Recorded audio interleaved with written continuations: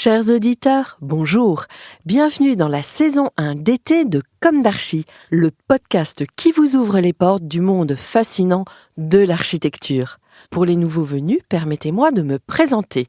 Je suis Anne-Charlotte Deponte, docteure en histoire de l'architecture, auteure publiée, dirigeante d'une agence de communication et de développement basée à Paris, en France, et dédiée à l'architecture. Retrouvons-nous chaque semaine pour découvrir la culture et l'actualité architecturale.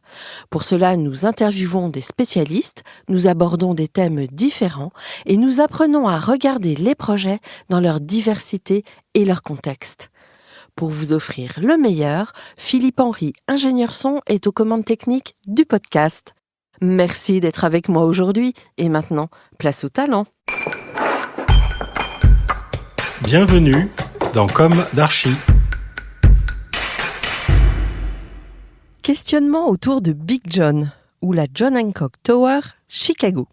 Sur notre page Instagram, @commedarchipodcast, à partir d'un carré noir, vous avez peut-être visionné l'extrait d'un film montrant l'artiste Michel Auboiron en pleine performance. Celle de peindre l'un des châteaux des temps modernes, la tour John Hancock, située sur la Michigan Avenue, artère principale de la capitale de l'architecture américaine, Chicago, USA. La vidéo rend bien l'échelle gigantesque de cette icône de l'architecture moderne, signée par la mythique agence d'architecture SOM, Skidmore, Owen & Merrill, aujourd'hui lauréate avec AREP et l'atelier de Tracat, du projet du Grand Paris Charenton-Bercy. Mais revenons à Big John de son petit nom. Livré en 1969 et ayant participé à la course mondiale au gratte-ciel le plus haut, après l'Empire State Building et avant le World Trade Center, lui-même rapidement détrôné par la Sears Tower, Big John mesure 344 mètres et figure aujourd'hui dans le top 40 des édifices les plus hauts du monde. Big John questionne encore aujourd'hui. Devons-nous, à tout bout de champ, revendiquer l'innovation quand nous parlons d'usage mixte ? Rappelons-nous, le programme mixte de Big John remonte aux années 60. Dans l'ouvrage Skyscrapers, publié en 1996, Judith Dupré en parle en ces termes. Abritant plus de 700 copropriétaires, ainsi que des bureaux, des magasins et un hôtel, le John Hancock est, à l'heure où nous écrivons ces lignes, le plus haut bâtiment polyvalent du monde. Les résidents paient un petit prix pour bénéficier de vues par télescope sur l'Illinois, l'Indiana, le Michigan et le Wisconsin. Leurs appartements sont si hauts qu'il faut parfois appeler le gardien pour savoir quel temps il fait au sol. Un grand nombre de services sont fournis dans l'immeuble, qui dispose également de son propre bureau de poste, d'un service de ramassage des ordures et d'un supermarché. Techniquement, si vous vivez et travaillez dans le John Hancock, vous n'avez jamais à le quitter. Une pensée orwellienne, en effet. Une autre question posée par Big John. Alors que la population mondiale tend vers les 8 milliards, le modèle de la ville verticale représente-t-il toujours une solution pour faire face à cet accroissement ?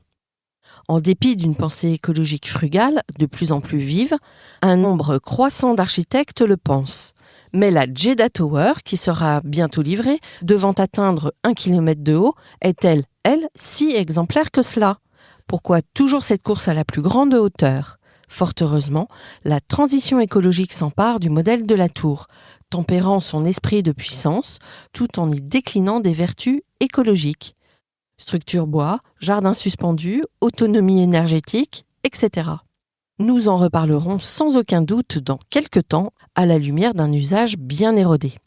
Dernière réflexion soulevée par Big John. L'intelligence artificielle et les progrès en matière de technologie constructive ont permis son édification marquante. Je cite Judith Dupré une nouvelle fois. Le système de structure tubulaire du Hancock a été conçu par Feu Fazlur Khan de SOM, ingénieur pionnier en matière de construction d'immeubles de grande hauteur. Dans les années 1960, les ordinateurs ont permis d'étudier des systèmes structurels nouveaux et différents. Le nouveau logiciel, combiné au développement de l'acier de haute qualité et des sections soudées par fusion, ont permis à Khan de concevoir des structures qui pouvaient résister plus efficacement à la force latérale du vent et à la traction de la gravité vers le bas, car elles étaient absorbées par les 3 dimensions du bâtiment. Aujourd'hui, le paramétrique prend le relais de la performance constructive. Néanmoins, Jusqu'où l'homme est-il capable d'aller sans courir à sa perte ? Bertrand Lemoine, dans son article paru dans le numéro 102 d'Archistorm, je cite « Le processus, avec le BIM, peut sembler s'éloigner de la création au sens traditionnel. Il en retient cependant les composantes essentielles, à savoir de la culture, du savoir-faire, de l'invention, de la remise en question critique et de la matérialisation. Aux architectes de défendre ces prérogatives, aux maîtres d'ouvrage à en comprendre l'utilité et la complexité dans leur propre intérêt s'ils veulent survivre en tant que tels. » Certes, et à l'image de Big John, à la lumière de son contexte historique, ce nouveau champ des possibles démultiplié par le Big Data doit aujourd'hui ouvrir une dimension exploratoire hors norme et raisonnée, tenant compte des aspirations écologiques d'un vaste pan de la population. À nos crayons ?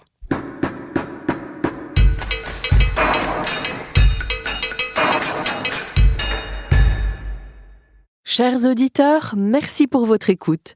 N'oubliez pas de retrouver nos sujets en avant-première sur Instagram à l'adresse Comme d'Archi Podcast.